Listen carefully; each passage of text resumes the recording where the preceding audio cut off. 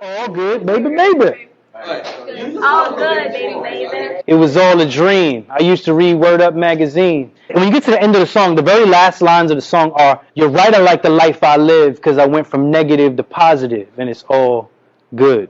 There is something good in all things. How is it possible that good can be mixed in with the bad? God made everything good. In the Catechism says, many elements of sanctification and of truth are found outside the visible confines of the Catholic Church. What does that mean? That means I can listen to the Biggie song and learn something.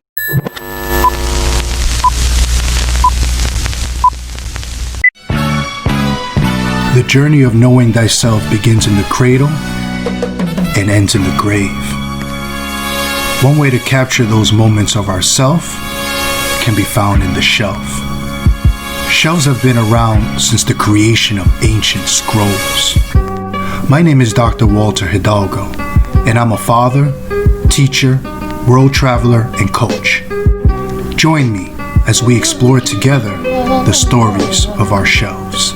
This is Know Thyself. Watch this. Peace, peace, peace, beautiful family. This is Dr. Walter, and this is the Know Thyself podcast. And this is episode numero 27, B. And I think it's dope that the person we have here today speaks to that, because I always talk about the spirituality of numbers. So we got that 7 in there, you know. But for those of you that are first-time listeners, the Know Thyself podcast utilizes the metaphor of the shelf to extrapolate the self, and we invite guests to come in to share their stories, and from learning from their stories and their background and their experiences, we learn about our shelves. So before I speak on the guest that I have today with me, as we always do, we give a big shout out to someone out there. And today I want to give a big shout out to anyone that works with young people. Youth ministers, social workers, juvenile justice attorneys, or at the non-for-profit level, at all levels. Anyone that works with young people, I want to give you a shout out, because anyone that works with young people and even young adults, it's a special calling. You know, it's a special ministry, and I think that speaks to the person that I have here with me today. This brother I love, I admire, I respect. And it's crazy. I think my tenure at Marino, shout out to the Marino fathers and brothers, it started around the same time when I met B, actually. I probably met B, yes. My guest here today is Brandon, a.k.a. B the Symbol. What's good, B? Chilling, man. How you doing? I'm grateful. You know, we're always on that grateful tip. Yeah, facts. And I'm happy that you're here. And we're not alone. Shout out to Christian. He's here in the building as well. You know what I mean? As a parent, we understand that how we move in this and operate in the world is reflected at home, the domestic church, right? So it's dope that you're here in our church, Christian. Welcome. And B, I wanna, like, I met you. Wow, probably like 5 years, maybe, something like that. Yeah, might be 5, 6, somewhere on there. I think it was, I remember I was doing a presentation. This is coming to me now, and I'm proud of myself because my memory is typically pretty bad. I recall I did a presentation somewhere, and I met a brother who knew you. Yeah, you were, you spoke at St. Philip Neri, I believe it was, or something connected to that. Because Lewis, who was the DRE there, my God, Lewis, shout out to Lewis. Shout out to Lewis, yo. He a DRE, correct? Yes, yeah. A DRE is Director of Religious Ed. So he, again, shout out to the people that work with youth and young adults. Yes, right. And Lou's one of them dudes that goes all out. Like, he don't matter. No sleep. I've been with Louis setting up for events. Like, he don't hire somebody to come and put stuff in. He's climbing up on ladders. And He that guy. He that guy. But it's funny, man. Me and Lou have known each other for a bunch of years. And honestly, when I was kind of a baby doing a lot of this stuff. But anyway, I guess he met you, knew about your book, and it was like the next day or something like that. I don't remember if he shot me a text or called or something along those lines. He was like, "Hey, you should connect with this dude," and yeah, that's how we connected. And the rest is history. Initially, yeah, and we stayed connected. And B, let's bring it back. And you know, this ain't the first time I've interviewed you. With the 73 to Infinity series, right. You know, this is an evolution to that. So I always like to put things into context. I think it's important that, as I always say, if we were to jump into Bill and Ted's Excellent Adventure, how would that look like growing up where you're from, which is where?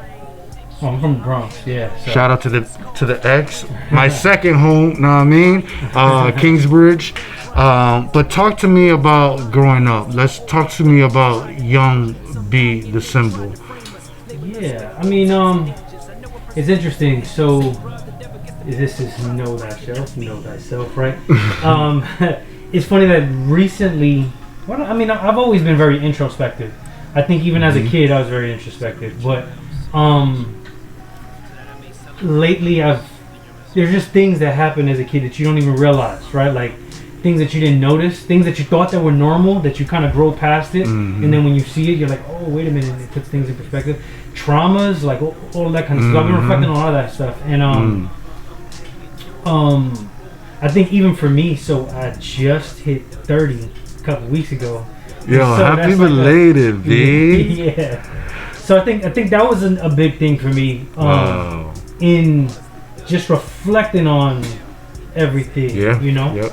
It's been a big about like where have you been at? So rewinding back to like childhood, a lot of it was so I come from a background. My mom's side of the family is Puerto Rican, my father's side is Dominican, right? But I've never been to PR or DR. Well, actually now I've technically been to PR. But I went to San Juan for like a day, so it was Sure, yeah. Yeah, but shout out to Puerto Rico and Dominican Republic. Yeah, man. So that background, but both of my parents were born here. There's a lot of trauma on my father's side of the family, you know, and so I know he distanced himself a lot. And again, I didn't. Again, as a kid, you don't think that stuff through, but now you know as you find more stories. So had this knowledge of like, okay, I'm Dominican, but then my father, born, raised here. I was talking to somebody recently. I think my father, he most likely classifies as an Afro-Latino, but I don't think he would verbalize it in that format. You know what I'm saying? I don't even know if he thinks in that. And I've been wanting to have that conversation with him, you know, just what do we think. But like I remember, like as a kid, like I would just in my head, and it's not till recently I realized this, is my mom is super light skinned. And my father looked like Chance the Rapper. You know what I'm saying? And so my only shout out to Chance. Yeah, so my only distinction between Puerto Ricans and Dominicans at that time was the light skin and the dark skin. That's really that was my childhood perception of it, you know? And so I kind of grew up with this thought process like, oh, well, I'm like mixed. You know, like, you know, without you know, again, I didn't put those words to it, but when I look back, I'm like, oh, that's what I was thinking, you know? And I grew up like not really speaking Spanish like that, you know. My mom, the only time, I mean, arroz con gandules, like food, that stuff was there, you know. But especially for like family gatherings. But like my mom always experimented with different stuff. So like even that, like there's always different styles of music, genres of music. My mom was always like, into doing different stuff. Both your parents were born here. Both of them were born here, born and raised here. Different. And on my mom's side, my grandmother was born here, and my grandfather moved here when he was like 8. So the Puerto Rican side, you know what I'm saying? So I'm kind practically, you're like third generation type. Yeah. And so growing up, like I remember going to school and stuff, and it would be like, oh, well, which side do I really? Where do I? Because they would be like, quote unquote, the Spanish kids, right? And a lot of times it was like, well, they would like to have their little side Spanish conversations, and that really wasn't me, speaking in Spanish. So I didn't fully gel well there. And then there was like the black kids, and it was like, oh, well, you the light-skinned dude, and all that other stuff, right? So elementary, my first best friend was Korean. My second best friend was the Jamaican kid. And so it's just interesting being in that space, As I grew older, middle school and so forth, I found myself more around African Americans, so on and so forth. So a lot of my perception of the world, life, you know what I'm saying? Being a teenager, stopped by cops, like that, you know what I'm saying? Come from that side of things, So that's a lot of it. But one of the things that I think has always been a part of helping me throughout this, it's the way that I process things. It's the way I was introspective about it, was art in some format. So my uncle was a DJ. I grew up just kind of being around that influence. Wrote rhymes literally since elementary school. It was a first grade project, first time I wrote one. And she took me around from class to class performing. And I was like, oh, this is my thing. But you're an elementary school kid, you're not thinking that much about it. Middle school was sort of that, someone just told me that they're about to do like a documentary or something about them. But it was like that Bow Wow era, you know what I'm saying? Like the Bow Wow, Romeo, like that whole I think they're going to do a documentary, That's matter what of I'm saying. fact. I just heard that like 2 or 3 days ago. So, so in middle school, my perception was, okay, I've been rapping forever and doing that. I just need to record, and I'm going to be like the next one of them. So I never saw myself past that, So even going into high school, my mom had me applying for all these schools and stuff, but I was not thinking about school. I was just thinking about, I'm going to go rap, I remember all through middle school, my music teacher had got like a little like tape recorder, and like this little like MIDI keyboard and stuff. I used to skip lunch, like not go eat lunch, not go outside, and just hang out in the music room, make beats, try and record stuff. And so going to high school, I went to Catholic school. My core group of friends was there. Selling mixtapes out of my locker. Selling candy to buy recording equipment, real hip hop. Yeah, like that was kind of the thing, and it was always just like, okay, this is what we're gonna do. But it was always art too, so I always drew and always was like into those kinds of things. And my boy Squeaks, shout out to Squeaks, who should be coming back from Cali, I think, any day now. But he was into fashion, and sneakerhead dude, and was just like, oh, I want to start a brand. And I was just like, all right, let's do it. And so we started printing. From junior year of high school, we started like a clothing line at that time. That's dope. And so I was just always into that stuff, and it's how I kind of looked at the world around me. At one point I drew comic books. Like I was into all that, that kind of stuff. So, I mean, I don't know. Did you That's my. How big of an influence were your parents, or did you have mentors and other people that to help you navigate as you were trying to? So it's interesting. So talking about the hip hop thing, it's interesting when I talk about this with other people. Both my parents, born here, raised, lived in Harlem in the projects, kind of saw that whole hip hop rise. We're at the Rucker Park when the first street ball games was happening. You know what I'm saying? Yeah. Whereas most young people, their parents would be like, "Oh, that stuff is bad." No, that was normal. So my mom played Hot 97, going to school every morning. My pops is he works for the post office, and I remember back in the day. Now it's just the internet, but buying bootleg CDs off the 125th Street, and he would come home with or mixtapes, and he would buy me instrumental CDs to write to, because I was already writing at that time and doing that kind of stuff. So he never sat and wrote with me, but that support was always there. My pops is also mad artistic. I think back on now we buy faded jeans and ripped jeans. No, he used to make we used to cut jeans and he used to use Clorox and bleach them at the house to make our own fades. So. Yeah, again, it wasn't an outside thing. When I look back and I say Puerto Rican Dominican, really my central core culture growing up was hip hop culture, and so I mean, I went to elementary, middle school that was very arts based, so it was always acting and on stage, and I was in a band at one point, and art room and those type of things. So yeah, I mean, there was different people in high school.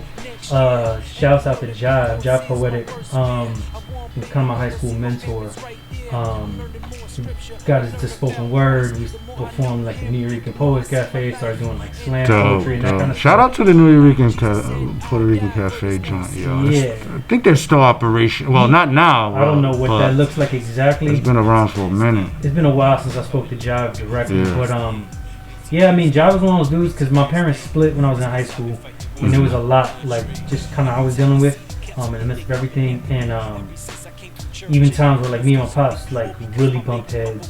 I mean, 16 literally got into a fist fight, like, and didn't talk for years. Real And stuff. Real Jive was that dude, man. Like, I mean, Christian's here. Jive probably don't even know this. Jive even showed up at the hospital when Christian was born, like that kind of stuff. So was really like someone I leaned on a lot in that time. So I'm wondering, given that context, be like,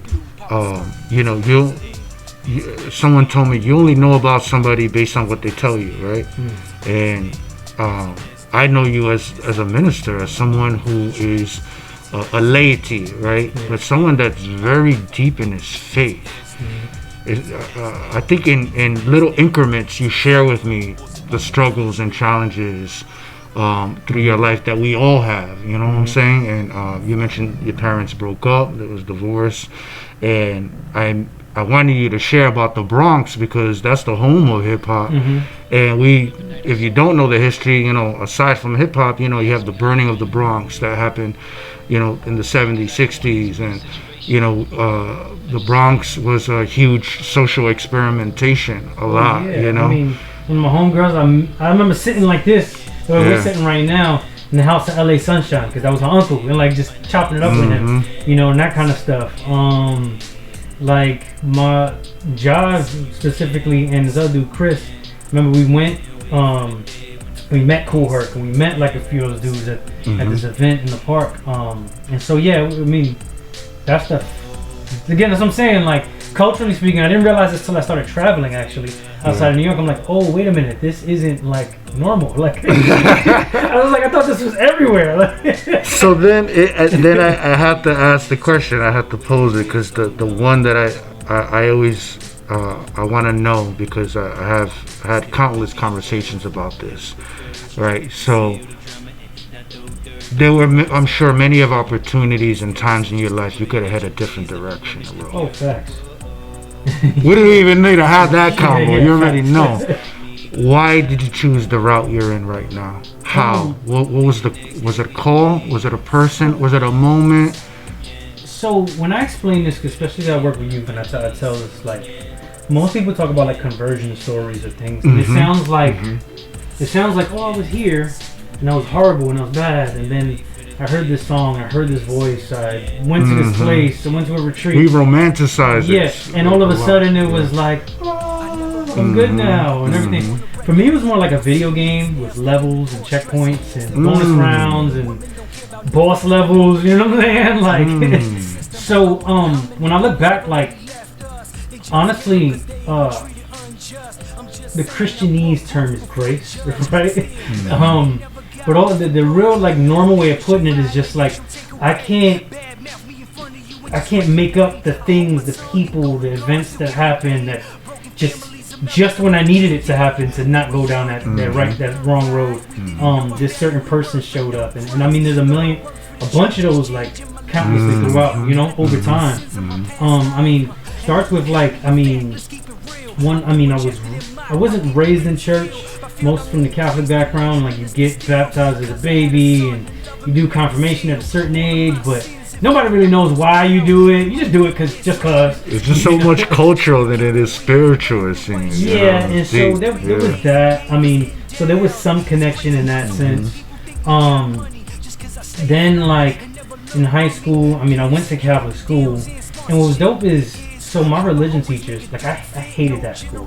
Other than like my so we won't mention friends, it. Yeah. Fact. So other than my core group of friends, like my boys to this day, and some of those religion teachers, like I was like, nah, I just didn't like this place. But I remember Mr. Clancy, junior year. Like he was a dude. He would openly share his testimony. Like, man, he used to literally be a crackhead in the streets. Like no exaggeration. Like and turned his life around. Is now the religion teacher. I love that. And so, I love like, those stories. Hearing those kind of stories all the time, it was like that. I remember Miss Jenna, sophomore year. Like she, she was just kind of a comforting voice. I mean, there's a lot of details to that, but like. I remember even like there was times she would like pull me aside because she would like notice I'm stressed about just stuff. Yeah. And there was just like extra time I felt like she invested. You know what I'm saying? Different stuff like that happened. And then junior year I started going to youth group, but it wasn't like nothing spiritual at first. It was just here's a place with free pizza and a place to hang out on Sunday nights. I was having this conversation with another guest of my young people. We had this thing called Friday Night Live, and he said the same exact thing. That was initially the thing, and then basketball night this night, this night, whatever. You go on this retreat. You hear this one thing that kind of impacts you. You listen to this one thing. You have this one prayer moment. Eye opening. And we usually don't. Because most people think we're crazy when we say this kind of stuff, but the whole thing about like visions and little spiritual awakening, that stuff happens. You know what I'm saying? If I had time to go through the stories of stuff that I've seen throughout the years, been a part of all that, like I can't explain that with normal terminology, but those things have happened over time.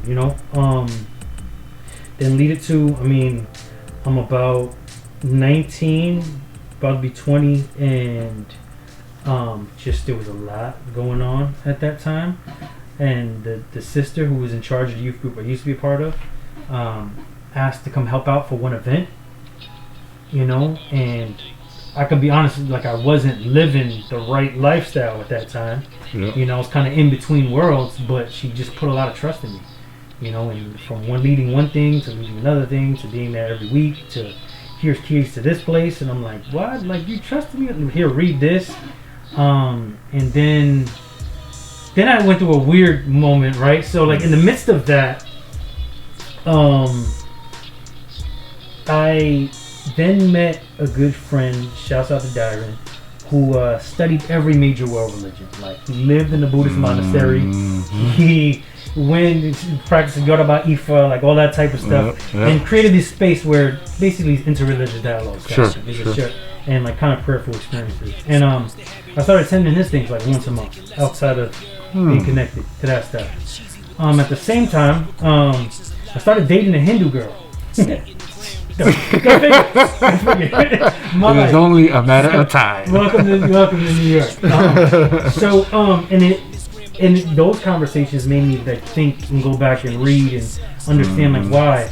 And it was a moment where I had to really choose like where am I at. And for me specifically, Catholic, one of the things that people maybe don't understand is the belief in the Eucharist, the body of Christ, Jesus being present in the Blessed Sacrament. So even though I was doing all those things, and on top of that, I first got introduced to Christian hip hop through a Pentecostal youth minister that was my coworker at the time. We're gonna get into that. Don't jump into it. All those things were simultaneously happening, and literally within that span of like 19 to 21. Let's just say those like 2 years, right? Which is kind of like for me was like a major checkpoint. There was a lot of stuff before that, but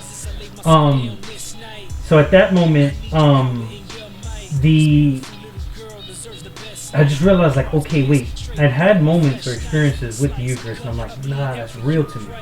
And so I started taking myself to this thing called adoration, once a week, just on my own by myself. I found out the church down the block from my job, like left the church open all day on Thursdays. I would leave and just go. And for the most part, you were doing all this on your own accord, B. Nobody was pushing you. No, not necessarily. No, not at all. Actually, no, not at all. No, actually, I can't say there's one moment where someone pushed me to something. It's just a lot of people were like, here, look at this, try this, look at it. And so, because it always seems like there's so many similar stories, even within myself, that I hear from you, whether it's a teacher or somebody related in some spiritual world that just looks at at something that you don't see in yourself. It's kind of like when we say about Moses, right? Like, who am I, Lord? Why me? You know, and something happened in you that sparked something into someone to tell you, like, no, I think you should go this direction. And did you feel it, or was it something that you just kind of like went with the flow? I mean, there's moments where you feel God. I mean, again, sometimes we over spiritualize it and we go like, I know I was in the presence of God. When I look back now, I know. At the time that I fully know, I felt like it. You know what I'm saying? I thought it was the right thing, and just one door leads to the next. You know what I'm saying? I had a priest friend of mine explain it to me this way. He said, the way the Holy Spirit works is kind of like a tissue box, right? So like, you know, if you have a tissue box, you take one tissue, and when you pull out that tissue, there's another tissue there. And you take that tissue, and there's another tissue there. And you just keep grabbing the next tissue. You know what I'm saying? Fact. Whatever the next thing is, and you know, and you go with it. So, as long as you're doing it with the right intentions, right spirit, you know, and you surround yourself with the right people, which I was blessed. Like I said, that I had those good people along the way. So yeah, it was all those things. And then I started taking myself to adoration. Then I met the Identity Missionaries, got into spiritual direction with them. And then that's when I started teaching. You see what I'm saying? Like it's these checkpoints, little things. And at first it wasn't youth ministry. At first it was this Pentecostal youth minister connected me to Christian hip hop, and I realized there was nobody Catholic doing it. And it was just this thought, like, well, maybe you could do something here, God. Like, maybe this is an untapped space. Like, you know, I'm here, you know. And that led to me traveling and going places and doing music. And as I started speaking to young people at these live events, that's when my heart was tugged on. Like, I need to be involved locally more than I already was. You know what I'm saying? So, yeah. Right. and you pretty much implied it already, but I want to get into a little bit more of the hip hop piece, right? Because that's another way you and I connect. Because you know the book that I wrote, shameless plug, Beyond the Four Walls: The Rising Ministry and Spirituality of Hip Hop, was one kind of bridge that connected us. And you know, I always said that hip hop, for me, is spiritual, just in the very nature that it binds us all together. I mean, I think art is spiritual. Right. When there it's you go. truly introspective, when it's not just like commercial, so to speak. You know what I'm saying? Like genuine, deep diving reflection. Like the way that when I look back on my life throughout all of this process, I learned different styles of prayer all throughout the years. But the one thing that was constant for me was when I sat back and I pulled out my notebook and I wrote. When I sat and I started drawing, and I just kind of like I was like reflecting on what was going on. Where some people would keep a diary, I was writing rhymes about it. You know what I'm saying? Where some people, and so still to me, there's something more meditative about like the beat is playing in the background, and I'm just like exploring that within. So, and you know, it's interesting. I was telling somebody, you know, the song from Method Man, "Bring the Pain." If you listen to that beat, it's like a mantra. And it's just like it's like humming. And if you play it over and over, I always find it fascinating when I see like Buddhist monks or people in the Confucianism practice where they're doing some sort of Zen or meditation where they're all humming. It's like 300 of them, and it almost sounds like a heartbeat, you know? Yeah, or even like again, so this is one of the things where we're more connected than we divide ourselves more than we need to sometimes. Like, even look at like monks in a monastery, you know what I'm saying? Like, you know, doing Gregorian chant. I mean, it's chant. There's something about that. There's something about rhythm and drums and loops. You know, like, I mean, repeating the same thing over and over again. I mean, how many forms of prayer do they have? Meditation do they have from every walk of life that has something repetitive? Even it was what the angel Gabriel that told Muhammad recite. You know, like a form of like sing, but you have it there. You have the rosary. You know what I'm saying? Facts. There you Divine go. Mercy Chaplet. You know. I mean, the list goes on and on. And I was speaking to somebody too, and I think it goes into the whole, you know, us kind of continuing to navigate COVID, right? I mean, thank God we're in New York, and you know, we got hit the hardest, but now the tables have turned, pun intended, and I think now we're trying to see how have you navigated COVID? How has faith helped you throughout COVID as somebody that's a believer and Yeah, a practitioner? Well, I think I've been in an interesting place where I've talked about this. We have a podcast at Parish, with young adults, and kind of came out there. It's weird that What's it called, B? Call it out. Oh, GPS. So God, people, self. Ooh, I Think love about it like navigating life, GPS, and kind of how we interact with those three things: God Himself, the people around us, and then our own selves. So and so there's a bunch of dialogues about that stuff, but I talked about it a couple episodes ago where I feel like a lot of my life, so much of my life was, I'm always put, I mean, if we were to use an analogy of like a basketball game, 20 seconds on the clock, like I was always had to be put in a clutch situation. Always had to like being like, I mean, the older brother, oldest grandchild, like the pressures of so many other things.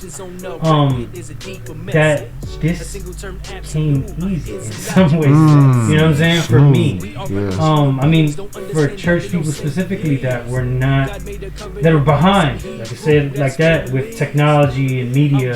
That's my world. So like, in many ways, I became the go-to guy for a lot of people. Even for some people, I was throwing shade, but that's a whole nother conversation. So yeah, I mean, I think for me the hardest part of it was, I can easily be a workaholic with things. And this is normal outside of COVID. So with all of that, it's hard for me to say no, and sometimes even like scheduling and doing all that kind of stuff. It's on task. I remember this. Overloading yourself. I remember this pastor had this sticker on his door. He says, "God bless you all. With that being said, I don't have a problem saying no." It was like this little you know, because we talked a lot about like scheduling. As a matter of fact, if y'all remember, we actually had B give a little insight as to having a flexible schedule, is what we call that podcast, and you were the one that gave insight to that. I mean, it's something that I've been working on and been getting better with, not perfect with. We all. So because I know, as parents, we've had to shift. You're a dad, I'm a dad, and now we're heading into the school systems now, and by the time probably this is out, people are in school already. But it's like now we're in this sort of moral dilemma of like, should I let my kid go, and take that risk or not, or and where's your head at with that right now? So I mean, I already signed it for my son. He's not going. Fair enough. Starting off at least. And then we'll just see where it goes. You know what I'm saying? I do think one of the worries as a parent is social interaction. Right? Correct. And it's a difficult season to figure out how to navigate that. So what I want to know from you, B, this is as a minister that we both are, that also suggests that we're educators too, because we are we're educators, right? And how do you see the education system now? I mean, being in New York, like, what has been your thoughts about the education system here in this country? So I don't know if this is only education system. I think it's everybody. Who you were saying in the very beginning, especially people who deal with young people, are forced to be more creative than ever before. And that, so whereas for educators, how that applies specifically is they rely on the textbook to do all the work for them. You know what I'm saying? Right. They rely on the program to do the work. And I mean, this is even a church thing, right? Like for religious ed and catechists. And Correct. I think sometimes they relied on the program rather than actually stepping outside themselves and finding new ways to teach. So I think that's been positive for the teacher. I can't speak to the administration just because I don't know about that world, and I don't really speak to anybody specifically in that space. The administration, as far as religious education is going, I mean, there's the struggles and combats because there's the worries, that come with being creative and taking risks, taking too many risks, and so yeah, I mean, the positives I see is that the negative, like I said already, is that the social thing it still has to be figured out. You know. What does hip hop ministry look like? Ooh, that's a weird question. So, I gave a presentation recently. I was hired to do this for some youth ministers about how to properly use, not properly, how to use social media as a means of reaching. And I actually ended the entire thing with statistics about hip hop culture, right? And since the year 2000, Time magazine called it the biggest youth culture on the planet. Talking about like just everything throughout. And so I was like, okay, when I say that, I don't mean you have to be hip hop to reach kids, but in a sense you do. You know what I'm saying? Because it is my belief that it's kind of the core backing of what American culture, what modern culture is right now, right? And if you look at hip hop and its elements, right, the b-boying, graffiti, not as I heard this from KRS, and I was like, this is genius. Not to look at it as the actual art form, but look at it as the behavior, right? So the behavior of DJing, cutting, mixing, scratching, blending things together that weren't once before. That behavior is a youth behavior, right? In fashion, I mean, nowadays it's normal to rock a suit with Jordans, you know what I'm saying? Or Yeezys for that matter, you know what I'm saying? Yeezys is high fashion, like, you know, things like that.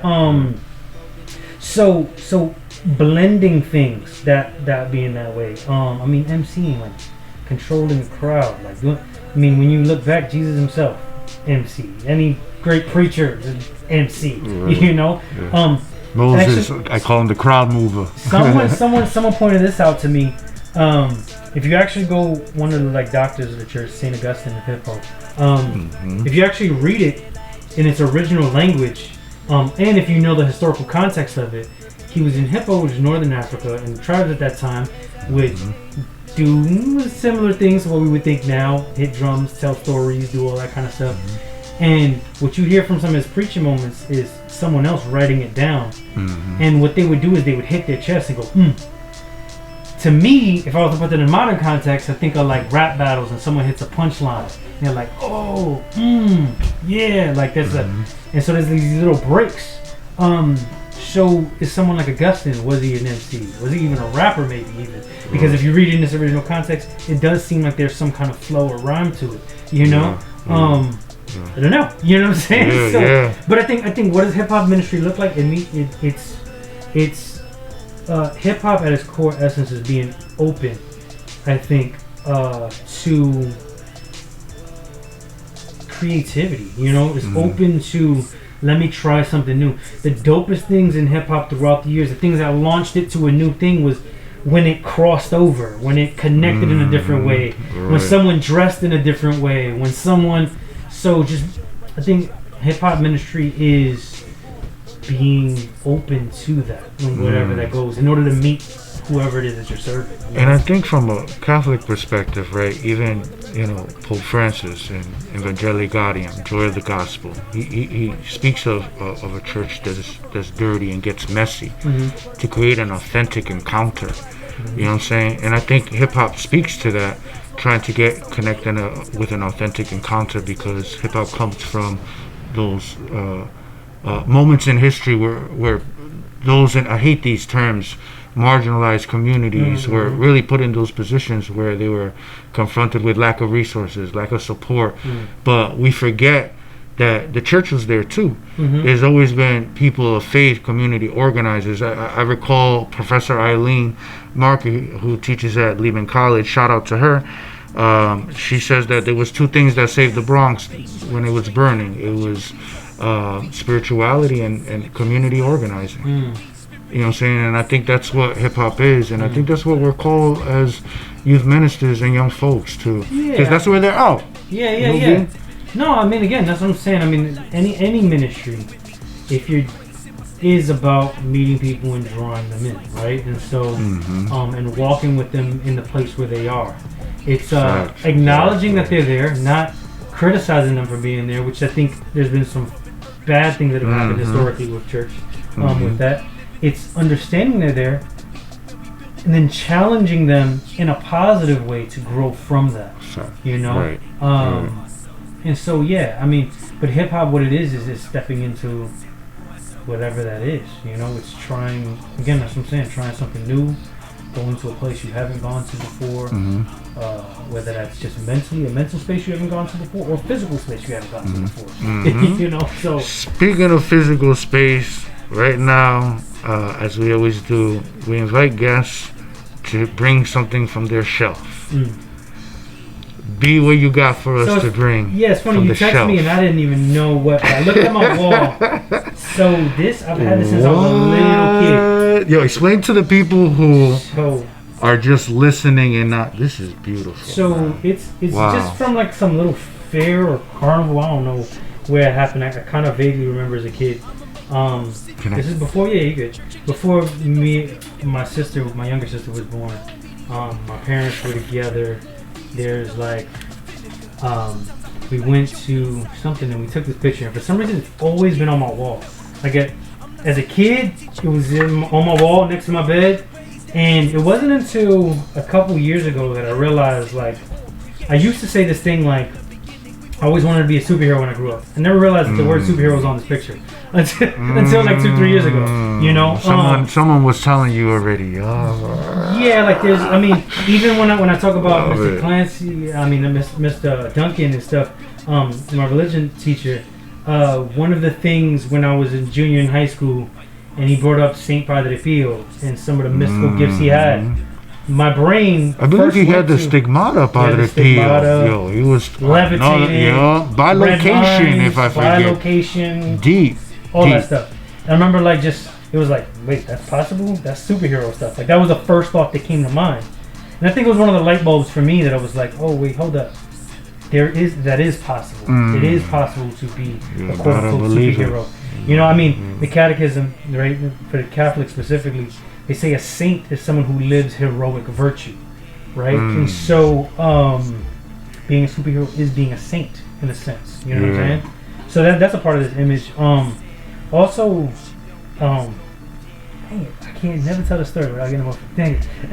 I thought about it on the way here and I was like, I'm gonna be good. And then you good. So when my parents split, there was this kind of defining moment. I'm probably about 15. And I'm driving in the car, my mom's sitting next to me. She stops at this red light, and my parents had been apart a couple months, and I know they were going through some stuff. And one good thing about my mom is she never badmouthed my father, like despite everything. You know what I'm saying? And she goes, "They're good. Me and your father are completely different, and for some reason it couldn't work out." He goes, "There are good things about him, and there's good things about me. My hope for you is that you'll take what's good in him and what's good in me, and that'll be who you are when you go forward." And as I kind of grew forward from that, I realized that my perspective is looked at that like not only my parents but literally everything. You know what I'm saying? There's good in everything. Like find the good in that and take that out, and then leave behind the bad from that. You know what I'm saying? And so like this image is kind of like in the representation of all that for me. Yeah. I think that's beautiful, and you know, I thank you for sharing that, and that's why I think that sometimes God calls on folks and we resist it. We don't even know that we have a purpose. We've had the signs. They say, you know what RZA say, or Jizza, read the labels. Got to read the labels, guy. And this label has been stamped on you and put on you, and now I see someone who is just now. Like, you know, we talk about a Jesus who talks about planting seeds, right? And your mom was talking about, like, we planting good seeds in you. Don't let what happened in our life dictate yours. You understand? Yeah, I think and it's funny, I told this to her recently. She didn't remember the story, actually, when it happened. But, and this is me looking back. I genuinely think it was like the Holy Spirit, like, inspiring that moment. I think at that moment, what she was trying to do is she was trying to be positive about the situation. Yeah. And she was trying to like instill something in me to move forward. Which man takes strength as heck to do. You know what I'm saying? Because when I look back, I know my mom was going through a lot. Yeah. But yeah, like for me, like I said, as I look forward, I mean, it's the reason why like some people be like, man, I'm not gonna go over there to that place. Like, I don't care. You know what I'm saying? Oh, that person did this in the past. I don't give a dang. He's still a good person. You know what I'm saying? And I think some of it comes from that conversation. Like it's normal for me to think that way. Yeah. You know, I mean, even when I said like I'm Catholic, but I feel comfortable. Like, I mean, I could sit in my wife's family, Muslim. My father, who just recently passed, was a Muslim Rest imam. in peace. You know Wow, what I'm look saying? at that. Like, I feel comfortable. And sometimes the funny thing for me is I feel more comfortable in those spaces. There we do. I know. Even though I have my convictions and I know where I stand, and you know, with as a follower of Christ, as specifically someone who subscribes to Catholicism, within that, like, I know that there's good with Hindus and Buddhists, and I know that there's good with, you know, whatever culture. Again, go back to what I was saying as a kid, you know. So yeah. I think it's dope because now getting back to the planting the seeds, because now you're the biggest seed planter I know out there in the city. You are activating, watering so many youth and young adults. You know, I just sometimes step back and think to myself, like, you know, you just turned 30. I'm going on 40 soon. You know, I'm 38. I can't believe it. I mean, for me, one of the things I talk about that I suffer from is survivor's guilt. The fact that I'm still here because I've seen so much violence. Thank God I had mom and dad. They're still together, but when I stepped outside those doors, it was a totally different story. And I think every young person from the hood can relate to that. And we're like somewhere in between this gray area where we're trying to figure out life, but then there's this other place that's just telling you, you know, have faith, have hope. But we're seeing hurt and pain, and then we're dealing with the realities of our own family and our friends. And for you and folks like you to kind of like overcome that and take the role of leadership and just to be a light for somebody else, you know, because I know so many people in those same circumstances that went the other route, you know, and I'm proud of you with that, B. And I don't think we talk too much about that and realize that, you know, I think it was Gary Vee. I preach on Gary Vee all the time. He always says, you know, I love Gary. Yo, shout out to Gary Vee, man. I want to interview you one day, straight up. And, you know, he says, you know, I don't judge anyone because we don't know their story. Everybody has a story, you know. One thing that I definitely want to ask you, B, as someone of faith, is, you know, what advice, what's the core message you want to give to a young person or a young adult who's just trying to figure it out, right? Like, this is a different, the new age, new world, and, you know, they're saying that in this country we are still huge people of faith. Europe, they're saying, you know, sociologists are saying there's a huge decline. Africa, we're seeing a growth, a proliferation, if that.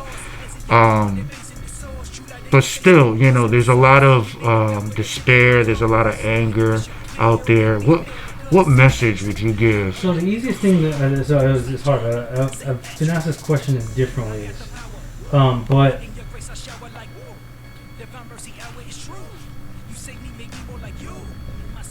in the conversation of searching for God, however you're gonna figure it out and get to that place, right?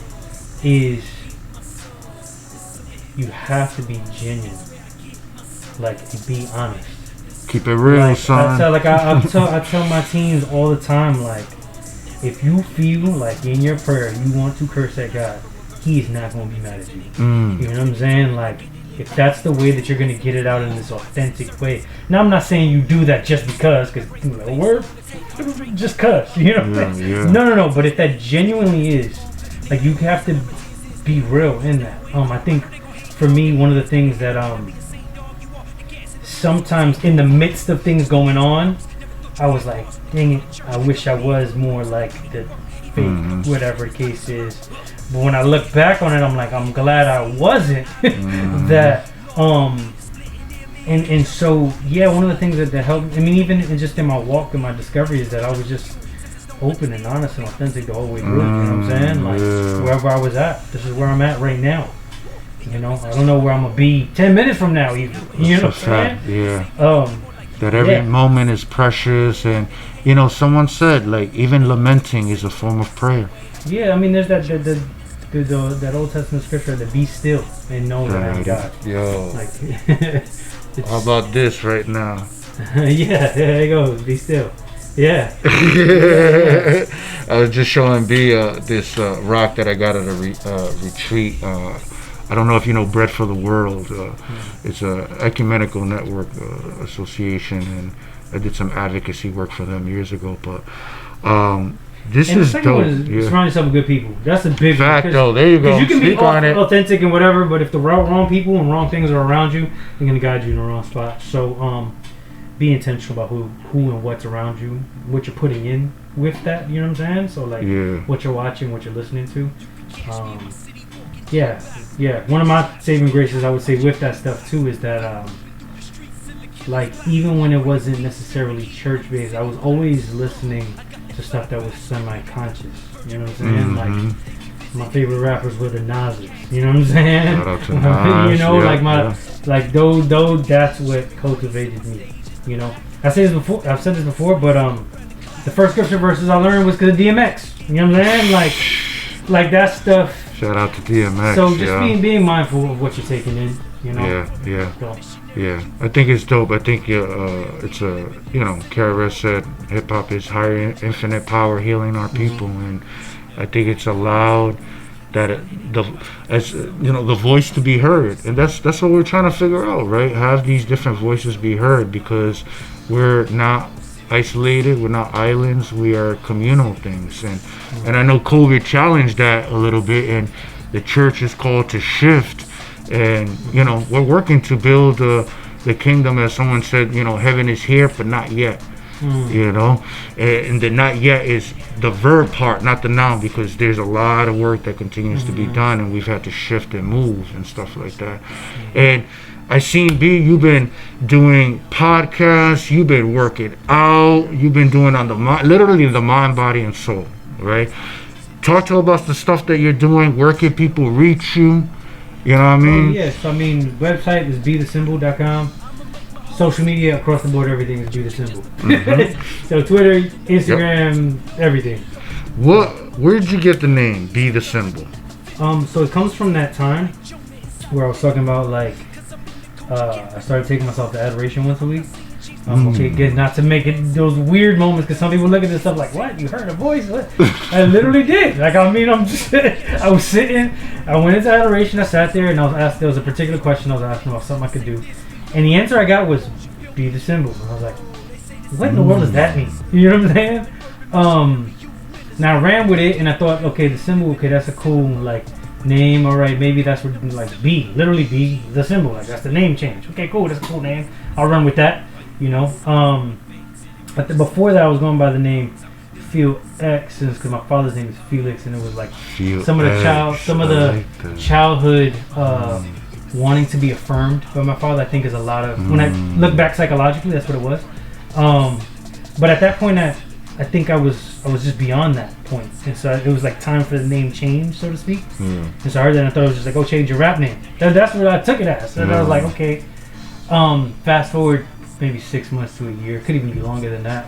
I was already kind of using the name and everything like that, but no, I don't think I don't remember at what point I was at this, but I was with the Identity Missionaries at their house in Queens, and there was a lesson, and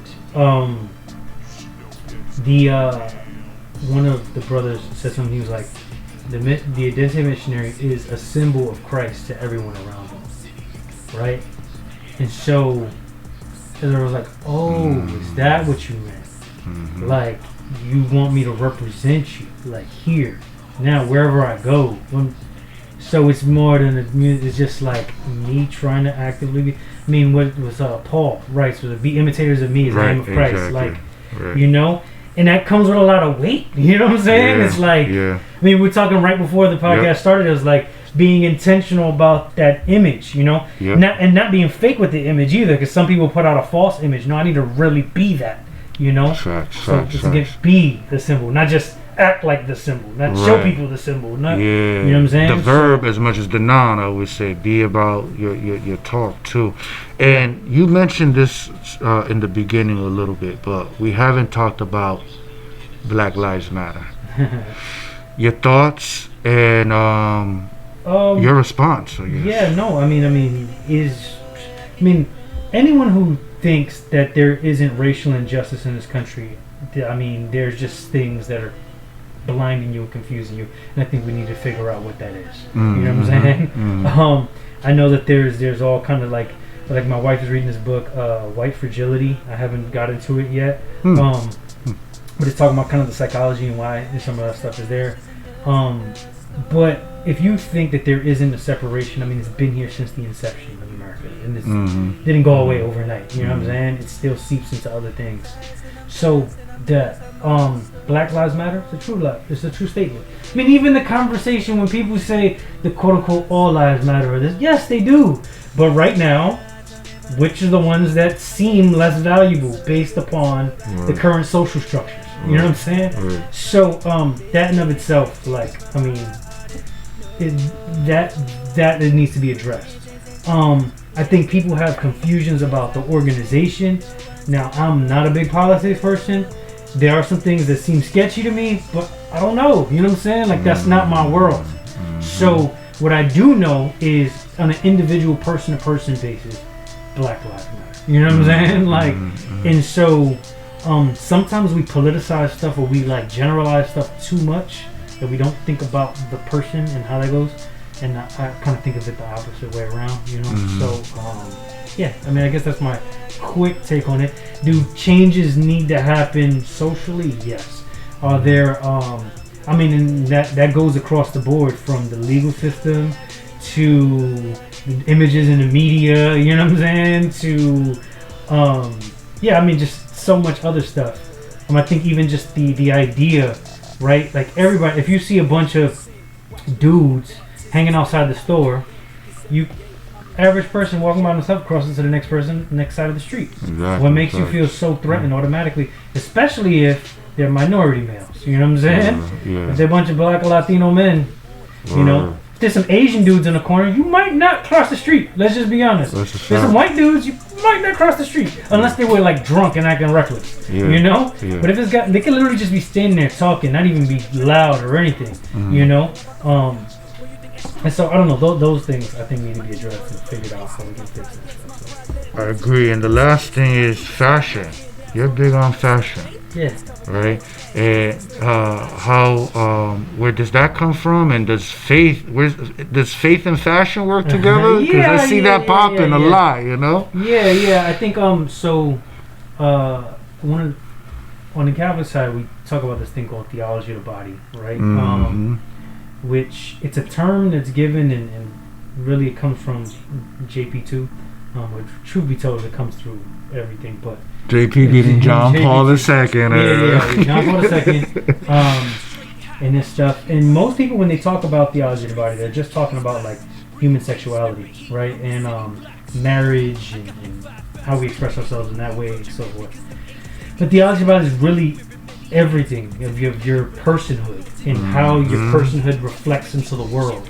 He talks about the culture of life, and that doesn't just mean, you know, just where the touchy stuff comes up about like abortion and all that other stuff. You know what I'm saying? Euthanasia, like that doesn't just mean that. The culture of life means like, are we a life-giving people? Are my conversations life-giving? Everything that I do, and so how fashion fits into that piece. Part of the theology of the body is literally like your body is reflection, like, you know, like we're body, soul, spirit. So one of the things I've realized for me is the more I challenge my body physically, working out, it's easier for me. Because most of the time, like, okay, I can sit and read, I can go pray, whatever the case is.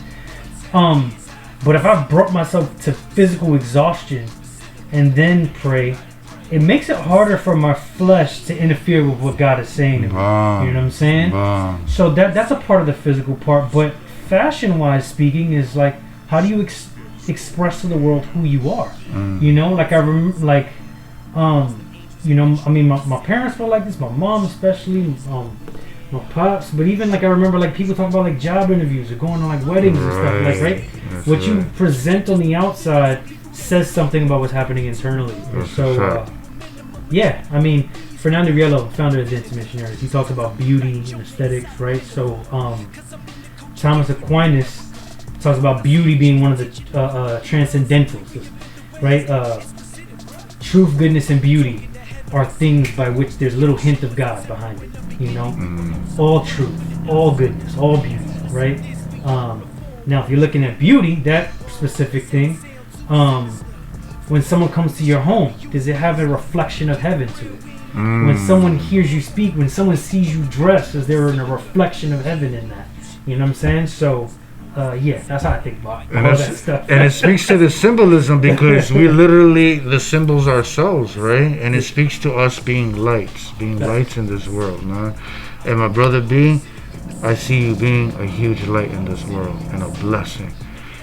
I love you. I'm so grateful you're in my life. I'm proud of you, yo. Christian, his little sister doesn't know it, but you're awesome. You have a great dad, an amazing wife, and you're doing work at St. Michael's, right? St. Michael's. So shout out to St. Michael's in East New York and Brooklyn. Contact information for them, for those that want to worship and attend. Yeah, Paris, St. Michael, stmalachy.org. But I mean, with my social media, be the symbol. I mean, like right now, I'm running the social media pages too for the Paris, so just hit me. You're the conduit. Yeah, just hit me. All right. As always, to end the podcast, we always close with a quote, B. A nice quote. And this one, oh my God, I didn't write the person's name, so forgive me. So for right now, I'll say it's an anonymous person. But I think it speaks to our career paths, if you will, if you want to call it that, and even Christian being in the building. It reads as such: old minds have the power to create history. Young minds have the power to change the history. Peace, family. Bang, bang, B. Interesting.